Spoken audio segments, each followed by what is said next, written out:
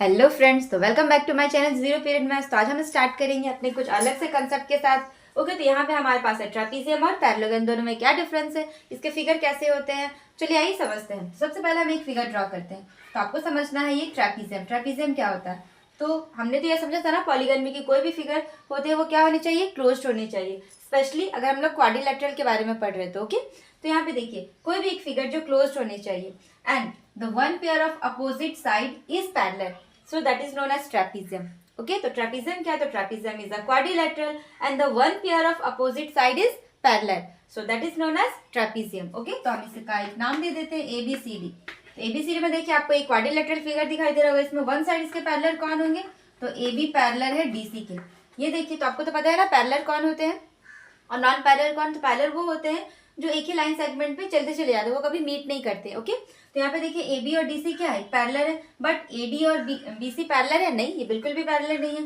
तो any closed figure that is one pair of opposite side is parallel, so that is known as trapezium. Okay, ये हो गया आपका trapezium के बारे में। अब हम चलते हैं आपका पैरेललोग्राम के बारे में। तो पैरेललोग्राम क्या होता है, तो पैरेललोग्राम भी एक क्लोज्ड फिगर होता है, तो इसमें कोई भी फिगर क्लोज्ड होने चाहिए। ओके, तो देखिए parallelogram is a quadrilateral and the both pair of opposite side is parallel and equal।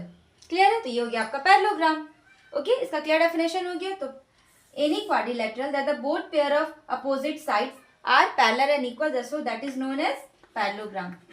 Clear है ना। तो यहाँ पे देखिए आपको PQ पैरेलल है SR के एंड PS पैरेलल है QR के। क्लियर है ना। जब इसके साइड्स पैरेलल होंगे तो ये देखिए ये बगल वाला जो इसका साइड है वो इक्वल भी तो होगा। PQ पैरेलल है SR के, तो हम इसे कह सकते हैं कि PQ बराबर है SR के भी, है ना, और PS इक्वल है QR के भी।